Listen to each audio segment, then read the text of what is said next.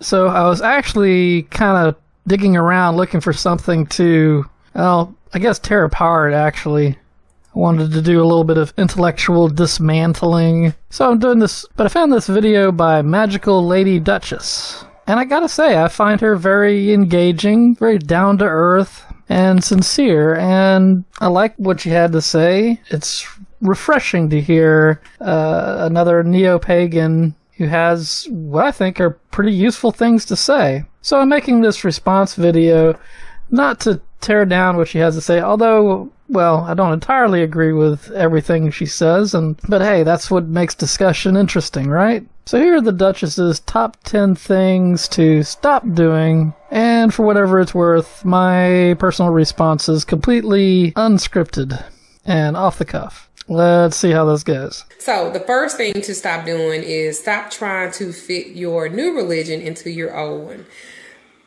Because you were probably raised that way, you follow the 10 commandments, thou shalt not steal, kill, da-da-da-da-da. So you fall into that. And what that does is it limits you, which that's what Christianity is designed to do. It's designed to limit you so that you don't want to seek anything else. I can see where she's coming from with this one. We can't help but bring our preconceptions with us when we approach paganism. It's a new religion. Some of it is just really hard for us to wrap our heads around. The concepts are very different from what we're used to as Christians. So I agree. It's kind of important to try to approach it with a beginner's mind. Try to let go of your previous conceptions and how you frame things. The second thing is you have to kind of like stop assuming that every pagan thing is the same. Like Druids are not like Wiccans. They have different, so they're not the same. It's just like anything else. You could be Hispanic, but a lot of them speak different languages. Mm-hmm. They all don't just speak Spanish. So the same thing goes for paganism. That's for sure. I was a Druid for a long time. Now I'm a practitioner of Hellenic polytheism. There are divisions and subdivisions of pretty much anything you can think of in the broad umbrella that is neo-paganism.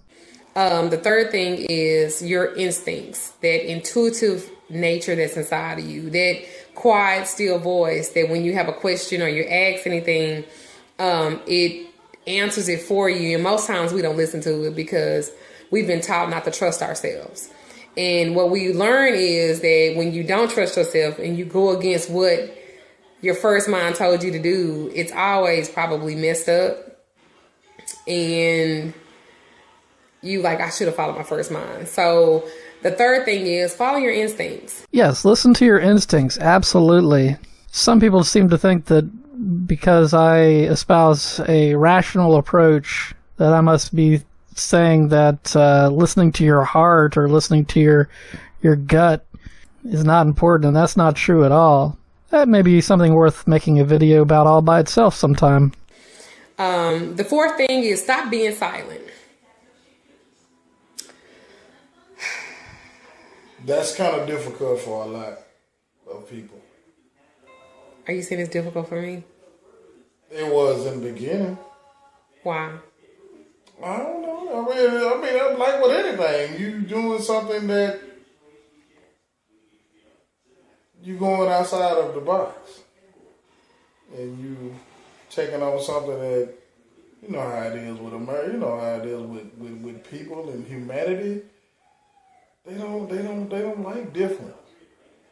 Right.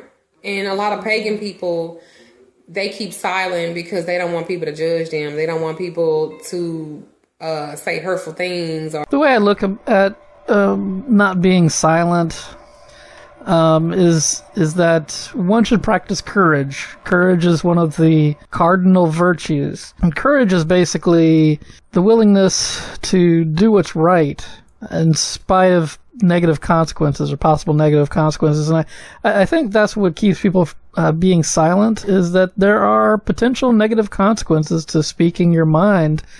when it comes to paganism.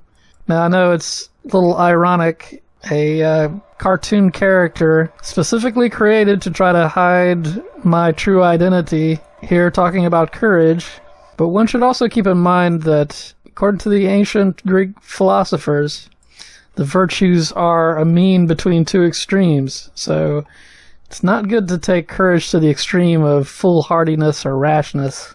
The fifth thing is stop accepting mediocrity. Mediocrity. Meaning stop settling. Again, this goes back to the mentality that you have that you are less than because you are different. Actually, you're more than because you're different. Oh, this is such a wonderful thing to hear from a fellow neo-pagan. It's such a rare thing. It's easy to be lazy. We shouldn't accept mediocrity. We should always strive to better our lives and our surroundings and ourselves. The sixth thing is stop neglecting the natural world. Trees, the grass, the water, the wind, when it rains, the thunder, the lightning, creek. Okay, well, when it comes to the natural world, I've got a bit of a confession to make. I don't like being outside. I tried so hard when I was practicing druidry. I tried to develop outdoor skills. I tried to, be outside and camping and gardening, and yeah, I sucked as a druid. But what I would say is that practicing paganism has helped me to appreciate the natural cycles and the rhythms of the natural world that modern life tends to cut us off from. So things like honoring the seasons, the changes of the seasons, and the moon, the phases of the moon, and celebrating harvests and first snowfalls and things like that. That's that's really good. And, watching the sunrise or watching the sunset, or there is a connection to nature that should be developed and honored. But on the other hand, Plato and Aristotle probably didn't do their greatest works while hugging trees and such. So try not to feel too bad about being an indoors person. I'm trying to get over my guilt. The number 7, stop wasting time. I want to be a pagan. I want to study Wicca. I want to be a witch, but I just don't have time to study. Well, guilty. Baby, I wasn't trying to call you out. But it's the truth, though. I wasn't trying to call you out. It's the truth. Oh, man. That's an honest man you got there. He's a good man, that's for sure. Yep, guilty. We all are, aren't we? I mean, we're lazy. Laziness is a natural tendency. But yes, you have to push through it. You have to not waste time. You have to, this gets into one of your later ones about making excuses, but, saying you don't have enough time is a really bad excuse, because everybody has the same amount of time every day, and it's a matter of priority how you decide to use it. Number 8, stop judging. You get really pissed off if somebody say that you worship the devil and you don't.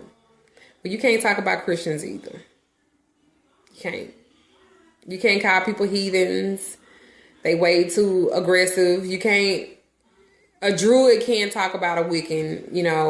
There shouldn't be any opposing covens. And you can't judge somebody because they don't do what you do. That's the same thing as a Christian doing that. So you should not do that. You should not judge people at all. Okay, well, here I do have to respectfully disagree. I think it's not only okay to judge others, I think it's necessary to judge others, and it'd be irresponsible to not judge others. But I think I understand what you're saying. You're saying don't be a jerk about judging others, you just because you disagree with somebody or think that they're wrong doesn't mean you have to call them out on it all the time, or but I do think it's important to compare and contrast one's philosophical points of view with other people, and to say where you think other people are wrong and why you think you're right. And that comes, it comes from my belief in the dialectic, the idea of the ancient Greek philosophers that you improve your philosophy, or you improve your understanding by engaging other ideas, engaging other people, and you say, this is what I think, that's what you think. Let's compare. Let's investigate it to figure out what's better, so we can both live better lives. And I guess part of what you mean also may be don't assume. Well, yeah. I mean, don't assume you're absolutely right. I mean, allow for the possibility that you could be wrong.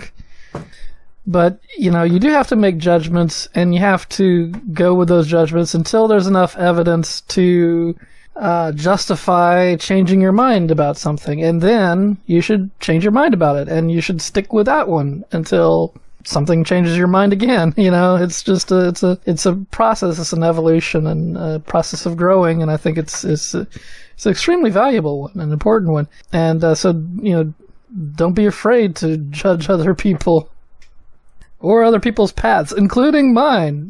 Call me out when you see that I've got something wrong. How can I ever get any better if people don't? Number 9, stop letting other people think for you. If you are coming from Christianity, you are used to all of these rules set out for you. You really don't question anything. You just do as you have always been taught to do. Being a pagan is not like that. You need to research. You need to ask questions. You need to take the time to study. These things are important. Don't let people think for you. Think for yourself. You are your greatest tool. You are your greatest energy. You are the foundation piece to everything that is successful in your life. You are. I completely agree here. Obviously, don't let other people think for you. You have to think for yourself. You have to reach your own conclusions. You have to, in my mind, you have to allow logic and reason and, yes, intuition to guide your actions. Even if everyone in the world tells you you're wrong, if you know you're right, you got to do what's right. Although, on the other hand, everyone in the world telling you you're wrong is strong evidence to at least reconsider your position. But yes, I mean, in principle, yes, I agree completely. You gotta think for yourself. The last thing, and one of the most important things, is stop making excuses.